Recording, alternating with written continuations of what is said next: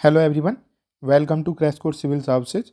ये आज हमारा पार्ट 6 है रिवाइज पॉलिटी थ्रो एमसीक्यूज का, जिसमें हम एम लक्ष्मीकांत के पॉलिटी के चैप्टर्स को डिस्कस कर रहे हैं एमसीक्यूज के थ्रू, उनको रिवाइज कर रहे हैं। तो इस पार्ट में आज हम इस वीडियो में सिटीजनशिप के क्वेश्चंस को डिस्कस करेंगे। तो क्वेश्चन डिस्कस करने से पहले हम कुछ ब्रीफ फैक्ट्स बता देते हैं। सिटीजनशिप आर्टिकल के पार्ट 2 में डिस्कस किया गया है, आर्टिकल 5 to 11। सिटीजनशिप क्या होता है?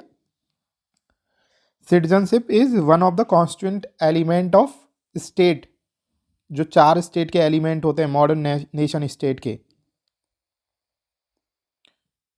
जैसे सोवरेनिटी हो गया, टेरिटरी हो गया, सिटीजनशिप हो गया, और जो कि पॉपुलेशन होती है, पॉपुलेशन मतलब सिटीजनशिप, और चौथा है गवर्नमेंट। तो जो पॉपुलेशन होती है उसमें कुछ तो मेंबर ऑफ स्टेट होते हैं जो कि सिटीजन्स होते हैं, और कुछ होते हैं जो गेस्ट टाइप के होते हैं, जैसे कि बाहर से किसी दूसरे स्टेट के मेंबर्स अगर इंडिया आते हैं तो वो सिटीजन नहीं होंगे, या तो वो टूरिज्म के लिए ट्रैवल कर रहे हैं, बिजनेस के लिए ट्रैवल कर रहे हैं, या किसी दूसरे पर्पज़ के लिए ट्रैवल कर रहे हैं। तो जो सिटीजन्स होते हैं उनको हम एलियंस से डिस्टिंग्विश कर सकते हैं। एलियंस भी 2 तरह के होते हैं। एलियंस मतलब जो इंडिया के सिटीजन नहीं है या अपने स्टेट के सिटीजन नहीं है। स्टेट मतलब कंट्री, नेशन, स्टेट के सिटीजन नहीं है। एलियंस में भी फ्रेंडली एलियन होता है और एक एनिमी एलियन होता है। फ्रेंडली एलियन जिनके साथ इंडिया के कॉर्डियल रिलेशन है। एनिमी एलियन वो होते हैं जो जिन कंट्रीज के, उन कंट्रीज के सिटीजन्स जिनके साथ इंडिया इस टाइम वॉर में है। ठीक, तो हम पहले क्वेश्चन से शुरू करते हैं। Consider the following statement regarding the citizenship provisions applicable in India. Citizenship provision जो है इंडिया में, उनके रिगार्डिंग स्टेटमेंट देखते हैं।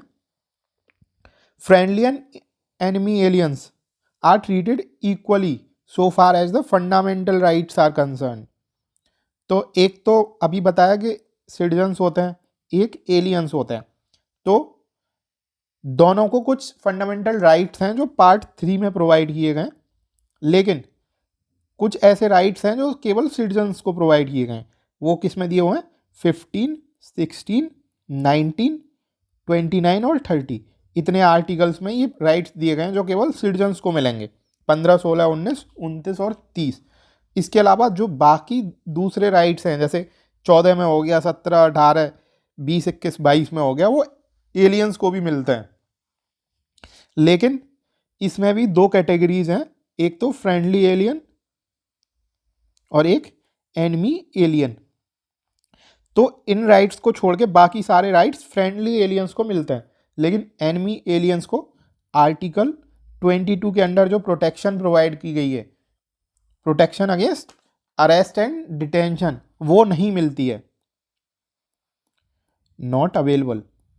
प्रोटेक्शन आर्टिकल 22 के अंडर जो प्रोटेक्शन है वो नहीं मिलती है। तो ये क्वेश्चन स्टेटमेंट गलत हो जाएगा। फ्रेंडली और एनिमी एलियन को इक्वली ट्रीट नहीं किया गया। आर्टिकल 22 को छोड़ के बाकी सारे मिलते हैं, और 15, 16, 19, 29, 30 के अंडर जो भी राइट्स दिए गए वो किसी भी एलियन को नहीं मिलते, केवल सिटीजन्स को मिलते हैं। ठीक, नेक्स्ट है, unlike in USA neutralise citizen in India can become president. तो नेचुरलाइज सिटीजन कौन सा होता है? जो इंडिया का सिटीजन नहीं है ओरिजिनली, जो जन्म से सिटीजन नहीं है इंडिया का, बाद में नेचुरलाइजेशन से सिटीजन हुआ है, जो अक्वायर की गई है सिटीजनशिप। एक्विजिशन ऑफ सिटीजनशिप में बहुत सारे, जैसे बाई बर्थ अक्वायर कर सकते हो आप, बाई नेचुरलाइजेशन अक्वायर कर सकते हो। तो नेचुरलाइजेशन से अगर किसी, जैसे कोई यूएस सिटीजन है, वो इंडिया की सिटीजनशिप लेना चाहे तो वो नेचुरलाइजेशन से लेगा। उसकी कुछ सिटीजनशिप एक्ट में उसके कुछ कंडीशंस दिए हुए हैं। तो नेचुरलाइज सिटीजन इंडिया का प्रेसिडेंट बन सकता है, ये सही है, बन सकता है। लेकिन यूएसए में बॉर्न, केवल बॉर्न सिटीजन्स प्रेसिडेंट बन सकता है। थर्ड है, right to elementary education in India is also available to friendly ये अभी हमने बताया राइट टू एलिमेंट्री एजुकेशन किधर है, आर्टिकल 21A में, और इसमें ऑल चाइल्ड वर्ड यूज होता है। इसमें कोई ऐसा वर्ड नहीं है कि ऑल इंडियन चिल्ड्रन या ऐसे चिल्ड्रन सिटीजन वर्ड नहीं है, ऑल चाइल्ड वर्ड यूज होता है। तो आर्टिकल 21 में सब लोगों को, एनिमी एलियन को, फ्रेंडली एलियन को, सिटीजन को, सबको एलिमेंट्री एजुकेशन की, right to elementary education provide किया गया है। तो आंसर होगा 2 and 3 ओनली। नेक्स्ट क्वेश्चन है, consider the following statements regarding constitutional provision related to citizenship in India. Constitutional provision citizenship से रिलेटेड कहाँ दिए गए हैं, पार्ट 2 में, आर्टिकल 5 to 11। ठीक, इसके अलावा entry 17 of list 1 of schedule 7।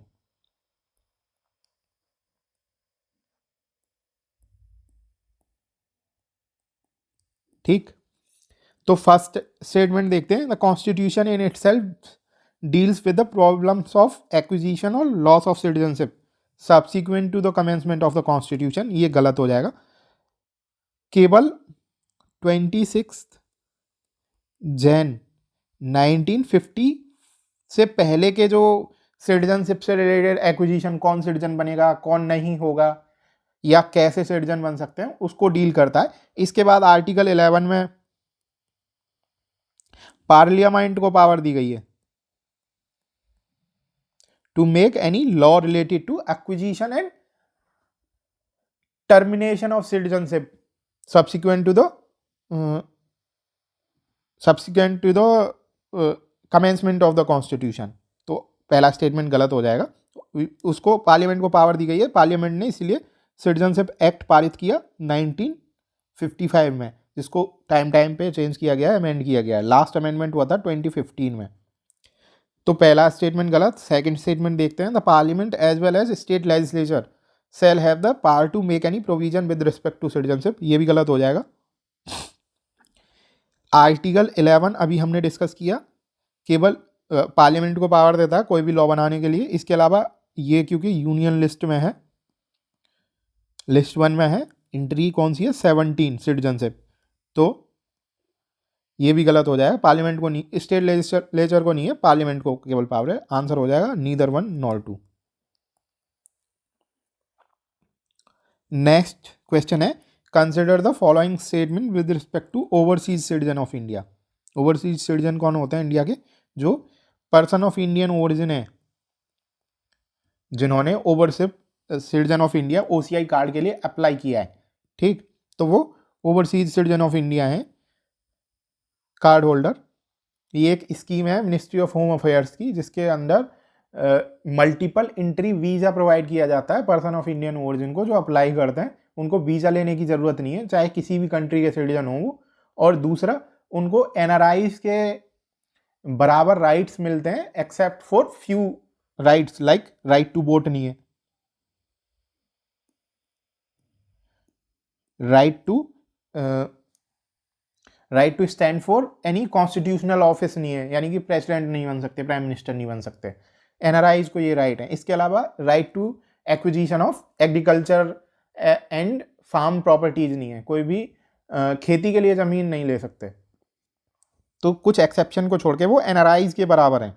तो पहला स्टेटमेंट देख लेते हैं, OCI card holder have a right to vote in India. Right to vote नहीं है, no right to vote. Right के वोट केवल सिटीजन दे सकते हैं या नॉन रेजिडेंशियल इंडियन देते हैं। जो NRIs होते हैं वो इंडियन सिटीजन ही होते हैं, वो कुछ कंडीशन फॉलो करते हैं। जैसे NRIs, अगर आप लंबे टाइम तक इंडिया से बाहर रह रहे हैं लेकिन इंडियन पासपोर्ट अभी भी कैरी करते हो, जैसे कि अगर आपने एक फाइनेंशियल ईयर में 182 डेज से ऊपर अगर इंडिया से बाहर गुजारे हैं तो आप NRI हैं, या आप पढ़ने के लिए बाहर गए हुए हैं लंबे टाइम के लिए, या आप बिजनेस के लिए बाहर गए हुए हैं, या किसी और पर्पज़ के लिए बाहर गए हुए हैं लंबे टाइम के लिए, लेकिन अभी भी इंडियन पासपोर्ट है, तो आप NRI हैं। OCI क्या, दूसरे देश का नागरिक होता है, लेकिन वो मल्टीपल एंट्री पॉइंट के लिए, वीज़ा के लिए अप्लाई कर सकते हैं person of Indian origin OCI scheme के तहत।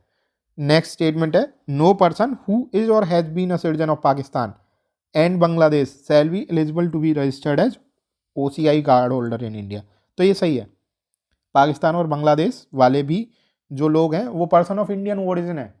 1947 से पहले तो एक ही था ना, तो अगर हम ये कंडीशन नहीं लगाते तो ये पाकिस्तान और बांग्लादेश से जो जिनके रूट्स हैं वो भी एलिजिबल हो जाते OCI कार्ड होल्डर के लिए, तो वो अपने दूसरे प्रॉब्लम्स क्रिएट करता है, इसलिए ये हटाया गया है। तो सेकंड स्टेटमेंट सही हो जाएगा, तो आंसर है 2 only. Consider the following statement with respect to citizenship act of India. Citizenship act of 1955। Citizenship act parliament ने पास किया था अंडर आर्टिकल 11 के अंदर जो पावर दी गई हैं कि सिटीजनशिप से रिलेटेड, सिटीजनशिप के एक्विजिशन से रिलेटेड, उसके टर्मिनेशन से रिलेटेड आप कोई भी कानून बना सकते हो। ये कानून बनाने की शक्ति पार्लियामेंट के पास है, संसद के पास है। तो इससे रिलेटेड देखते हैं। फर्स्ट स्टेटमेंट है, everyone born in India including children of foreign diplomats posted in India can acquire Indian citizenship by birth. Everyone born in India, दो तरह से सिटीजनशिप ले सकते हो आप, एक तो बाय बर्थ, एक है बाय नेचुरलाइजेशन। अगर आपके पेरेंट्स या कोई एक पेरेंट्स इंडियन है तो आप इंडियन सिटीजन बन जाते हो। लेकिन यूएस में क्या होता है कि अगर कोई भी यूएस की सॉइल पे, respective of the fact that the parents of that baby are not US citizen, इस सब बातों को छोड़ के भी वो जो बच्चा पैदा होता है यूएस सॉइल पे तो वो यूएस सिटीजन बन जाता है बाय बर्थ। लेकिन इंडिया में ऐसा कोई प्रोविजन नहीं है, इंडिया में bye naturalisation non citizen citizen बन सकते हैं। सेकंड है, the concept of single citizenship in India was borrowed from the British constitution. Single citizenship follow करती है Indian constitution, unlike dual citizenship.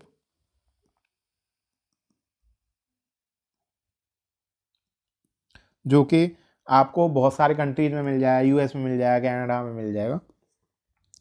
तो ये ब्रिटिश कॉन्स्टिट्यूशन से बोरो की गई है, आंसर होगा 2 ओनली।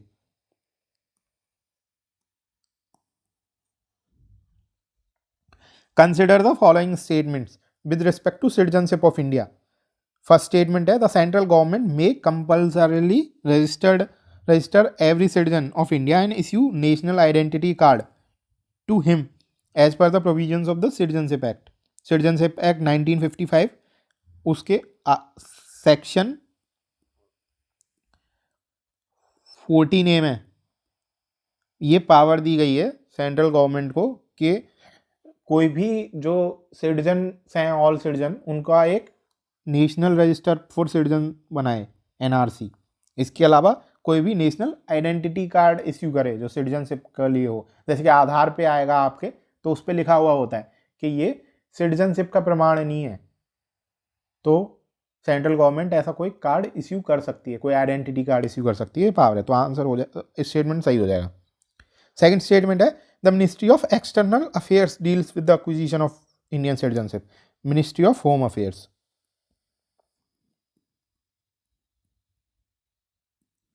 ये गलत हो जाएगा, आंसर हो जाएगा 1 ओनली।